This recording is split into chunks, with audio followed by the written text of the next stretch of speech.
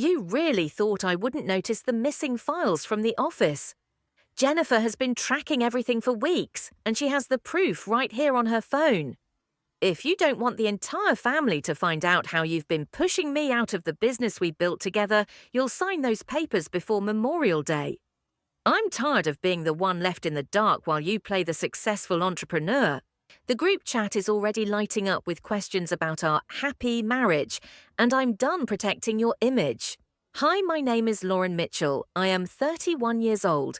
I set the phone down on the kitchen counter without a word. The screen still glowed with the family group chat notification that had started all of this 30 minutes earlier. Someone had posted a photo from last year's holiday gathering with the caption, "Can't wait for Memorial Day at the Mitchells." Again, David had replied almost immediately with a string of laughing emojis and then a single line that made my stomach tighten. We'll see if Lauren actually shows up this time or if she's too busy with her important work again. The message sat there like a lit fuse. I had read it twice before David walked in from the garage, phone in hand, and started the conversation that was still echoing in the quiet kitchen. He stood across the island from me now, arms crossed, waiting for me to react. I didn't. I simply reached for the half-finished glass of water I had been drinking before the notification arrived and took a slow sip. The cold liquid steadied something inside me that had started to fray. We had moved to this house in a quiet suburban neighborhood outside Phoenix 3 years ago because David said it would be better for both of us.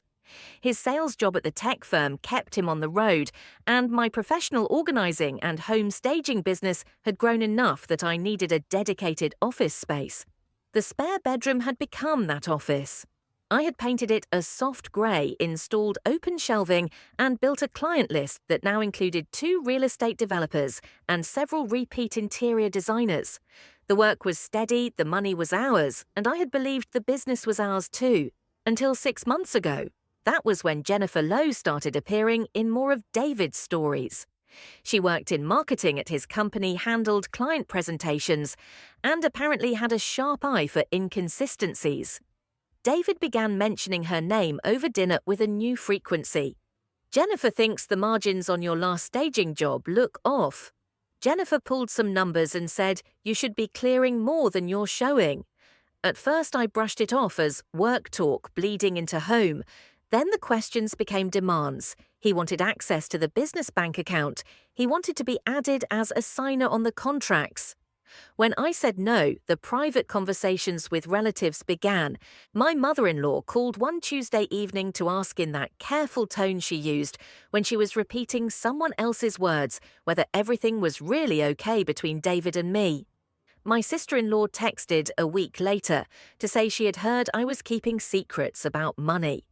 Each message arrived separately, each one phrased as concern, each one traceable back to a quiet conversation David had initiated. He was turning them against me one by one without ever raising his voice in front of me. The group chat notification had been the first public crack in the performance. I set the glass down and met David's eyes. "Jennifer doesn't have access to my client files," I said. My voice stayed level. "If she's showing you anything, it didn't come from me." He smiled the small, tight smile he used when he thought he had the upper hand. "You really want to do this the hard way before the reunion, because I can keep the family chat very busy between now and Friday." I didn't answer. I walked past him into the hallway, picked up my laptop bag, and drove to the small office I rented in a converted storefront 2 miles away. The drive gave me time to think without his eyes on me. By the time I unlocked the office door, the sun had dropped behind the neighbor's Palo Verde tree. I sat at my desk and opened the folder I kept for situations exactly like this. Inside were printed copies of every contract I had signed alone, every client payment that had cleared through the business account, and the original business formation documents that listed only my name. David had never been on any of them. I had offered to add him when we first moved here. He had said he was too busy with his own job. Now he was claiming half. I closed the folder and stared at the blank wall above my monitor. The group chat notification still sat open on my phone. I could already see how the weekend would unfold if I did nothing. David would arrive at his parents' house with a stack of printed evidence Jennifer had supposedly compiled. Relatives would pull me aside one by one on the patio or in the kitchen, each conversation starting with, "We're just worried about you two." By Sunday, the story would be set. Lauren is secretive with money. Lauren shuts David out. Lauren is the problem. I had spent the last 3 years building something that belonged to me. I was not going to hand it over because my husband had decided it was easier to take than to ask. The next morning, I called my assistant, Taylor Grant, and asked her to reschedule my Thursday client meeting. Taylor had been with me for 18 months. She knew the books better than anyone except me. When I told her David was asking for access, she didn't hesitate. "Do you want me to pull the audit trail from the accounting software?" she asked. I told her yes. Then I drove to the bank and requested a full statement history for the past 2 years. The teller printed it without question. By Wednesday afternoon, I had a timeline. 6 months earlier, right after Jennifer started appearing in David's conversations, 3 large client payments had been rerouted through a temporary account I had never authorized. The account number matched one David had opened years ago for a side project that never went anywhere. The money had moved out again within 48 hours, always on days when David was traveling for work. I sat in my car in the bank parking lot with the statement spread across the passenger seat. The air conditioning hummed. Outside, the heat shimmered off the asphalt. I folded the papers, slid them into my bag, and drove home. David's car was already in the garage. He was waiting in the kitchen again. "You missed the family chat update," he said. "My mum asked if we're still coming this weekend. I told her we'd be there unless you had another last-minute work emergency. I set my bag on the counter. I'll be there." He studied me for a moment. "Good, because Jennifer's coming too. She's been wanting to meet everyone." I nodded once. Then I went upstairs, changed into running clothes, and left the house without another word. The neighborhood streets were quiet in the late afternoon. I ran until my lungs burned and my thoughts slowed to a single, clear line. Whatever happened at that reunion, I would not be the one left explaining myself. When I got back from the run, the kitchen lights were still on. My husband stood at the island with several sheets of paper spread out in front of him. He did not look up right away. He waited until I had closed the door and set my keys on the hook before he spoke. "Nice of you to come home. I was starting to think you were going to spend the night at that office again." I stayed near the doorway. I needed air. He tapped one of the papers with 2 fingers. "Jennifer sent these over while you were gone. She pulled the client list from the shared drive you used to let me access. Funny how that access disappeared 6 months ago." I crossed the room and looked at the top page. It was a printout of an email I had sent to a developer about a staging timeline. Someone had circled the date and written inconsistent with reported income in the margin. The handwriting was not my husband's. "Jennifer has opinions about my timelines now," I asked. "She has opinions about a lot of things, including why certain payments never made it into the account we both used to watch." He slid another page toward me. This one showed a bank transfer I had never authorized. The destination account number was one I recognized from years earlier, before the business had its own EIN. I kept my hands flat on the counter. "That transfer happened after you asked for signer access, and I said no." My husband smiled without warmth, and yet the money still moved. Jennifer traced the IP. It came from this house. On a day I was in Denver, the kitchen felt smaller than it had that morning. I picked up the page anyway and folded it once then again until it fit in my palm. "I'll look at the full records tomorrow." "You'll look at them now." His voice stayed quiet, almost conversational. "Because if you don't sign the papers before we leave for my parents' house on Friday, Jennifer is going to post the same screenshots in the family chat. She already has the draft ready." I did not answer. I turned and walked upstairs. Behind me, I heard him gather the papers back into a neat stack. I stayed in the office until after midnight. The bank statements from the last 2 years sat in a row across the desk. Every questionable transfer followed the same pattern: large incoming client payments, then an outbound move within 48 hours to the old account, always on days my husband was traveling. The amounts were never large enough to trigger automatic fraud alerts, but together they added up to more than I wanted to calculate in one sitting. Taylor Grant answered on the second ring when I called her at 11:30. She was still at her own desk. I could hear the low hum of her computer fan in the background. "I pulled the audit log like you asked," she said. 3 of the reroutes went through a temporary login that matches the one Jennifer Lowe used when she visited the office last quarter. She asked to see the client portal. I gave her guest access for 20 minutes. That was enough. I closed my eyes for a second. Did she ask for anything else, just the portal? But the login she used was saved in the system under your husband's old credentials. Someone reset the password 2 days before she came in. I thanked Taylor and ended the call. The office felt colder than it should have. I opened the bottom drawer of the filing cabinet and pulled out the box I kept for old paperwork. Inside were the original business cards, the first client contract, and a stack of photographs from the day we opened the small storefront. I had not looked at them in years. One photo sat near the bottom. It showed my husband and me standing in front of the empty space before the shelves went up. He had his arm around my shoulders. On the back in faded blue ink, someone had written a single line. "This is the start. She signs everything. We keep what matters." The handwriting was not mine. It was not my husband's either. I turned the photo over and over in my hands until the edges softened against my fingers. My phone lit up on the desk. A text from a number I had not seen in almost 2 years. It was my husband's aunt, Patricia Lang. She lived in northern Arizona and rarely came to family events. The message was short. "Lauren, I'm flying in tomorrow instead of Friday. I have something you need to see before the reunion starts." An old photo with a note on the back. It was in a box my sister gave me when she cleaned out the attic. I didn't know what it meant until I heard the group chat tonight. "Meet me at the park down the street from your house at 8 tomorrow morning. Come alone. Don't tell him I wrote you." I read the message twice.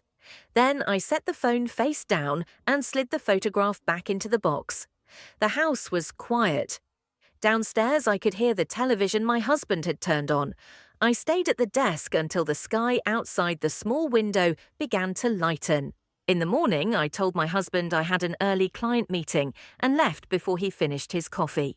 The park was empty except for 2 people walking their dogs along the far path.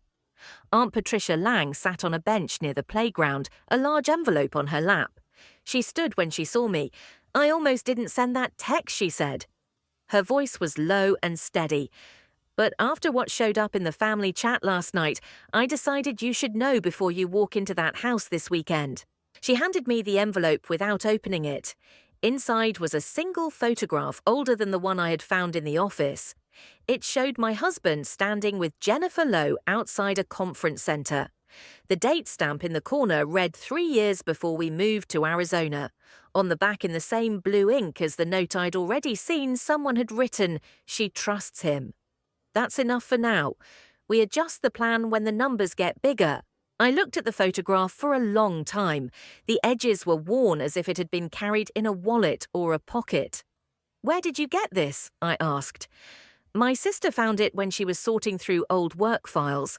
Jennifer used to work for the same firm your husband did before he switched companies. They kept in touch. My sister didn't think anything of it until she saw Jennifer's name in the group chat last week."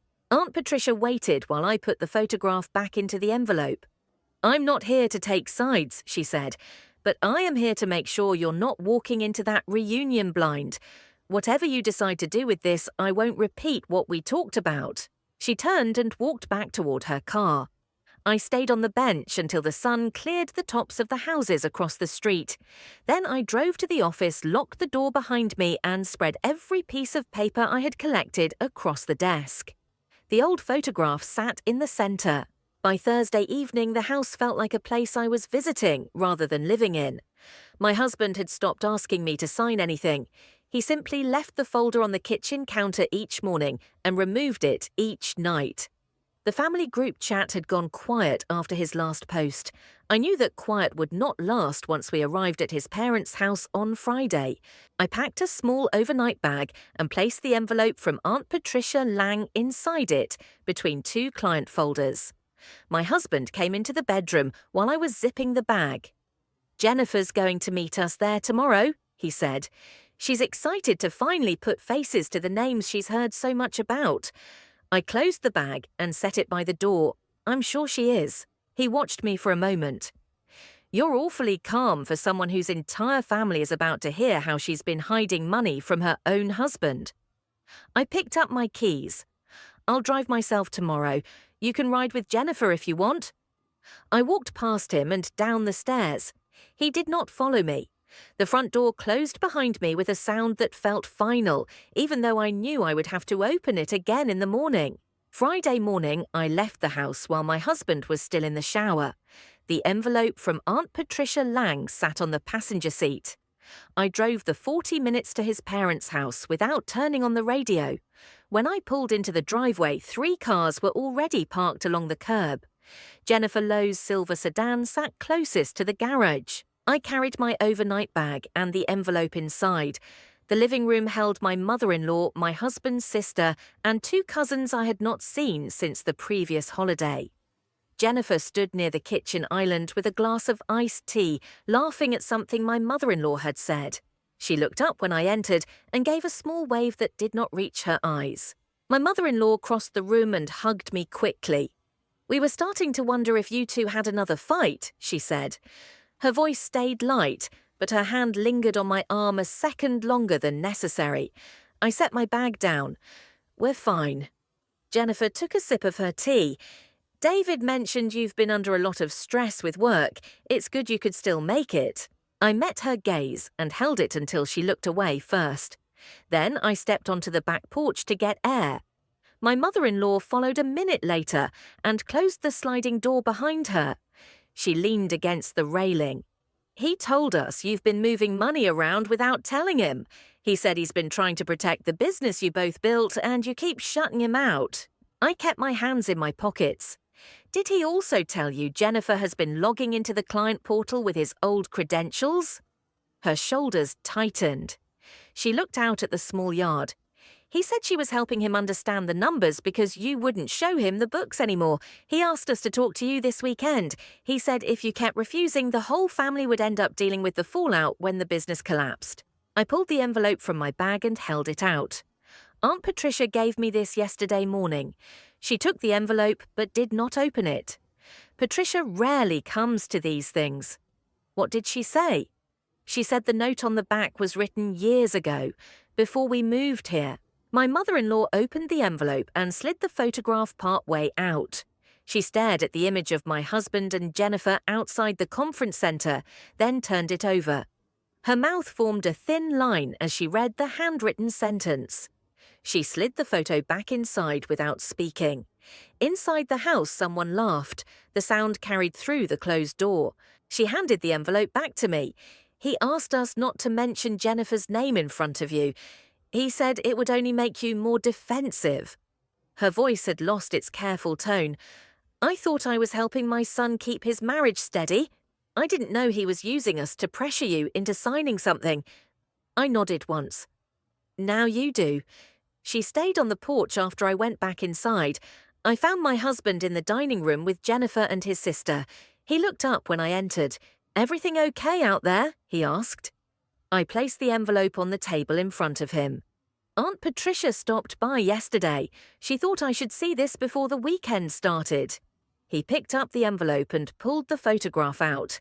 Jennifer leaned closer to see it. His face stayed blank for 3 full seconds. Then he set the photo down and pushed it toward me like it was something he had already decided to discard. "Old pictures don't change what's happening with the accounts now," he said. Jennifer spoke before I could answer. "The transfers are documented. The timing lines up with days you were the only one with access." I looked at my husband. "You reset the login 2 days before Jennifer visited the office. Taylor still has the audit log." His sister shifted in her chair. "Maybe we should take this conversation somewhere private." My husband shook his head. No, if Lauren wants to drag the family into our business problems, we can do it here. I stayed standing. The business was never joint. The accounts were never joint. You asked for access 6 months ago, and I said no. Then the transfers started. Jennifer helped trace them because she already knew where to look. Jennifer's hand tightened around her glass. I was asked to review the numbers. That's all. My mother-in-law came back inside and stood in the doorway. She looked at my husband for a long moment. You told us she was the one hiding things. You asked us to keep asking her about the money every time we talked. You said it was the only way she would listen. The room went quiet except for the ice shifting in Jennifer's glass. My husband's sister set her phone down on the table. Is that true? He did not answer right away. Then he shrugged a small movement that did not match the tightness in his jaw. She was never going to sign anything unless she felt cornered. I did what I had to do to protect what we built.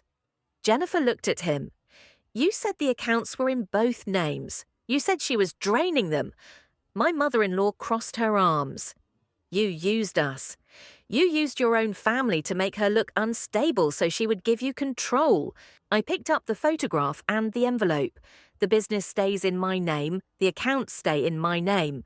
If either of you contacts my clients or my assistant again, I will send the full audit log and this photograph to every person in this room and to your company's HR department. My husband finally stood. You're going to blow up the entire family over a few transfers, I met his eyes. You already did that when you decided my signature was optional. I walked to the front door, picked up my bag, and left. No one followed me to the car. In the rearview mirror, I saw my mother-in-law still standing in the doorway, the photograph now in her hand. Jennifer had stepped back from the table. My husband remained seated, staring at the empty space where the envelope had been. I drove back to our house without stopping. The streets were nearly empty on the holiday weekend. When I unlocked the door, the kitchen island was clear. The folder of papers he had left out every morning was gone. I carried my bag upstairs and set it on the bed. Then I went into the office and opened the bottom drawer of the filing cabinet. The box of old paperwork was still there. I added the new photograph and the envelope to it, closed the drawer, and locked the cabinet. 2 weeks later, the family group chat stayed silent.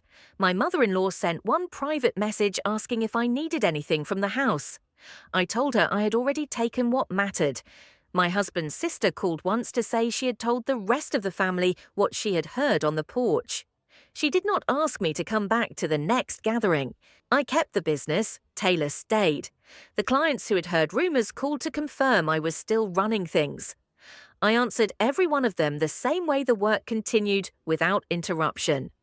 My husband moved his things out on a Tuesday while I was at a client site. He left the keys on the counter and a note that said only, "We could have done this differently." I threw the note away without reading it twice. The house felt larger without his presence, but not empty. I repainted the office walls a color I had chosen alone. I added Taylor's name to the business cards as operations lead. When new inquiries came in, I handled them without checking anyone else's schedule first. I still see some of the relatives at holidays, but the gatherings are smaller now. My mother-in-law hosts, yet she no longer asks me to bring anything or stay late. The conversation stays surface level.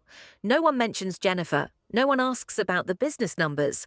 The version of the family that smiled together in every photo no longer exists in the same way. That loss sits beside the fact that the business remains mine and no one can reroute its money without my knowledge. I chose to keep what I had built instead of handing it over to stop the pressure. I also chose to stop pretending the pressure had not already changed every room I used to walk into with them. Both choices were mine. The cost was real. So was the freedom that came after. Thank you for listening to my story. If you have ever been asked to sign away your own stability so someone else could keep their comfort, drop peace in the comments.